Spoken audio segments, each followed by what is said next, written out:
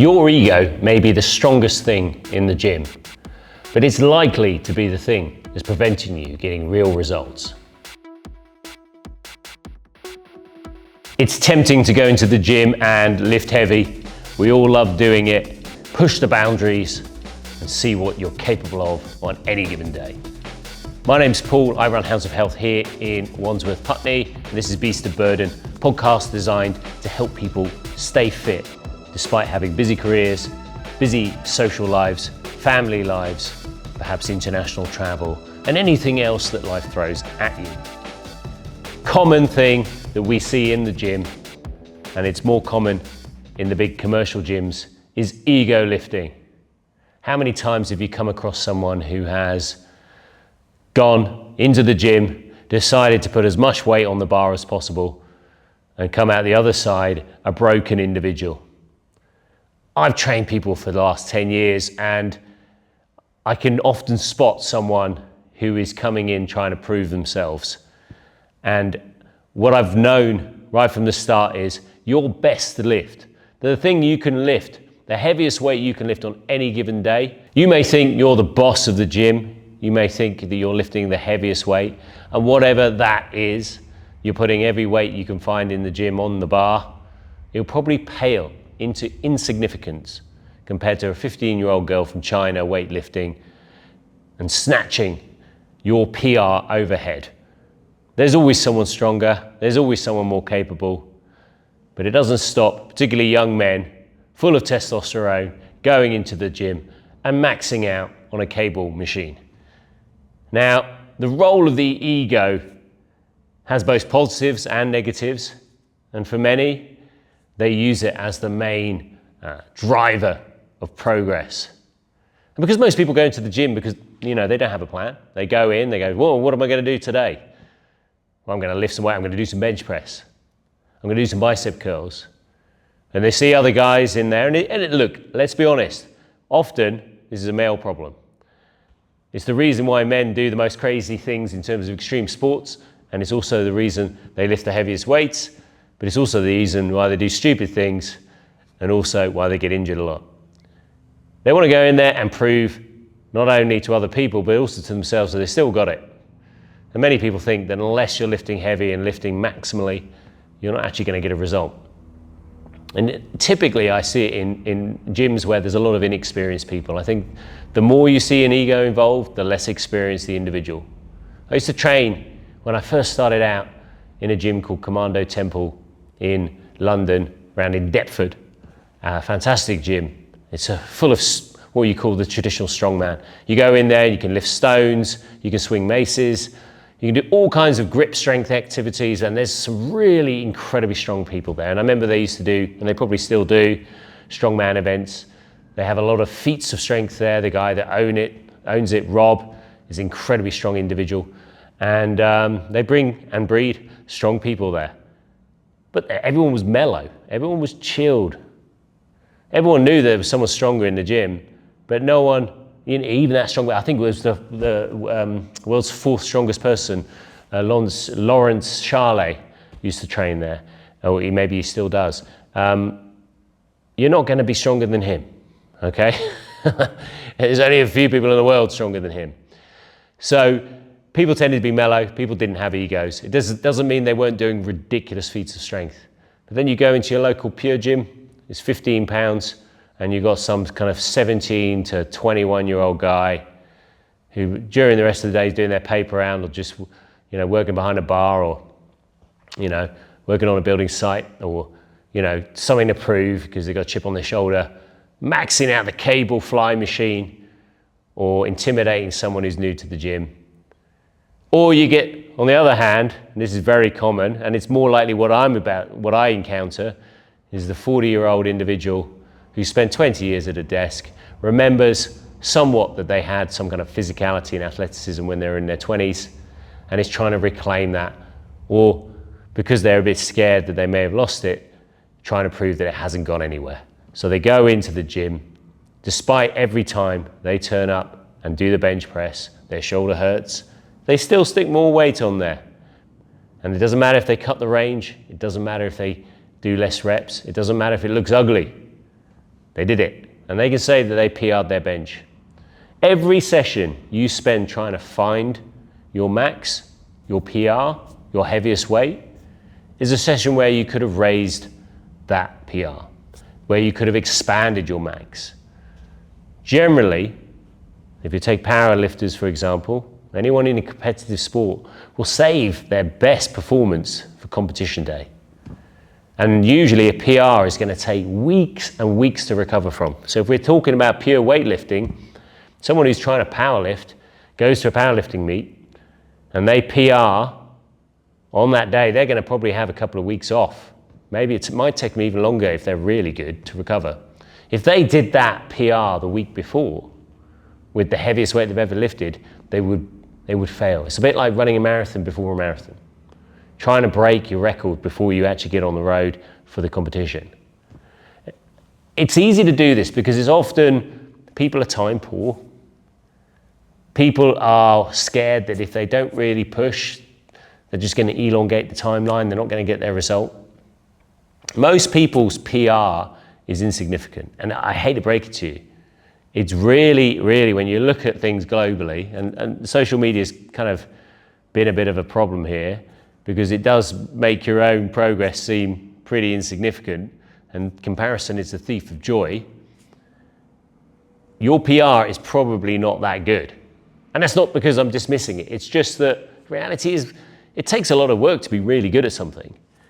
And if fitness rewarded purely effort and aggression, then there'd be a lot of very, very strong individuals out there. But it doesn't. What strength training, what fitness, what sport, what any discipline, it rewards technique, it rewards persistence, it rewards recovery, it rewards mental fortitude, emotional maturity, and those are things that you discover and build by doing a competitive sport or pushing yourself in any discipline, whether that be in your career or in music or in art or something else.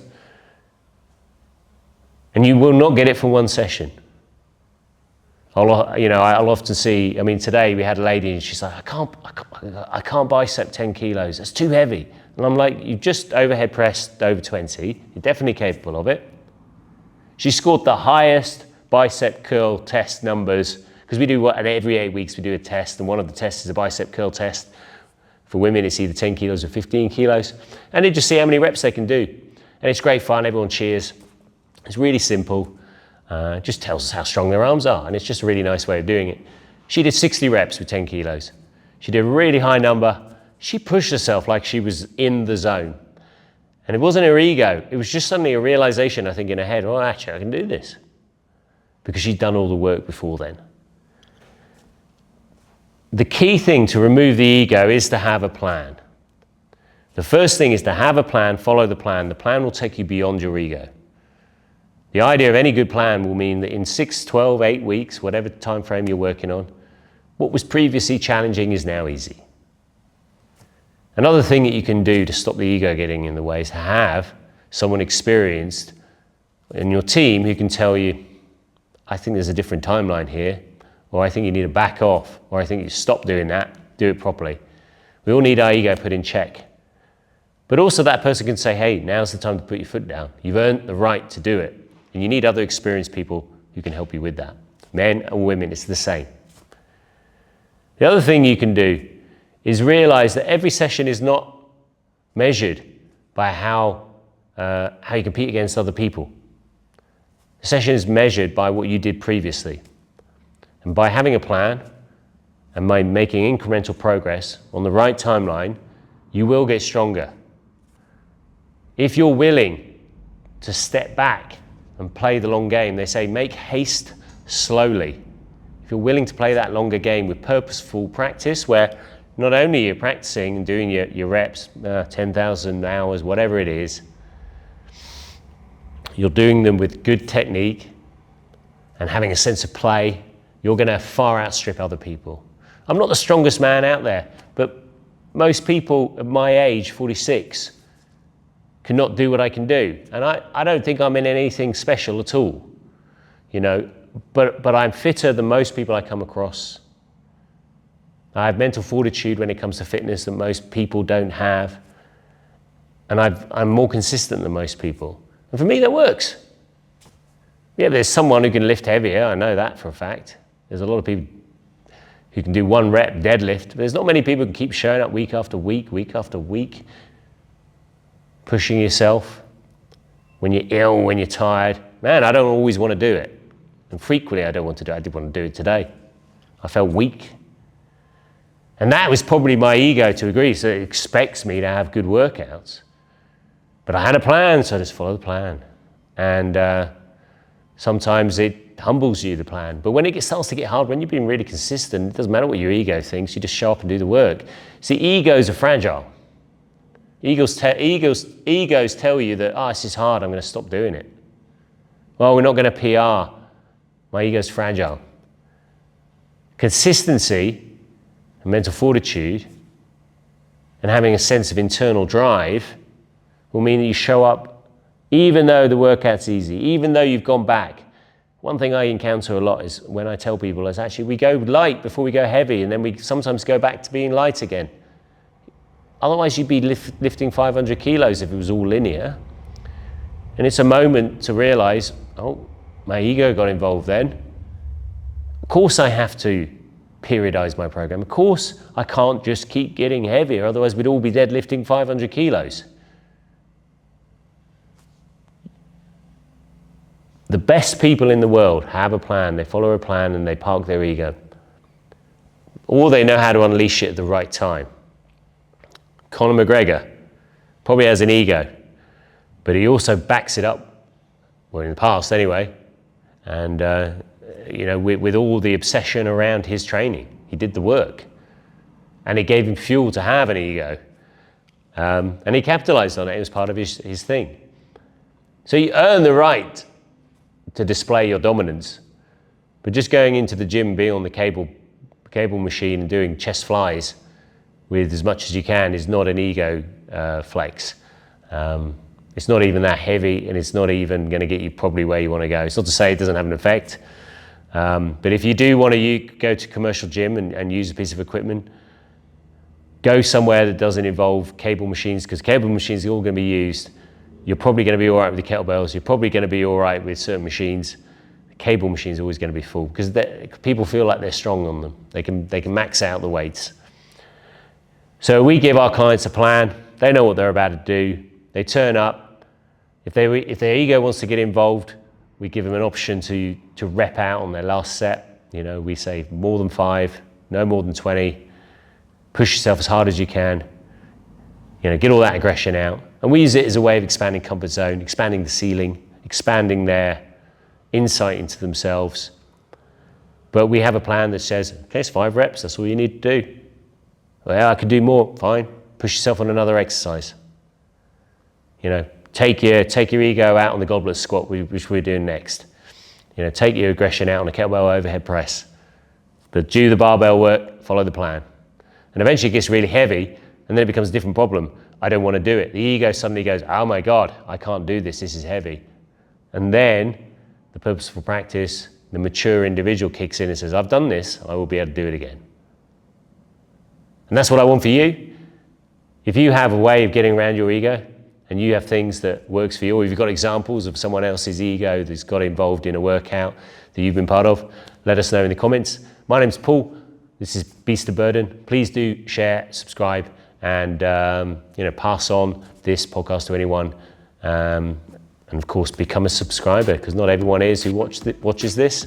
More of you who subscribe helps me.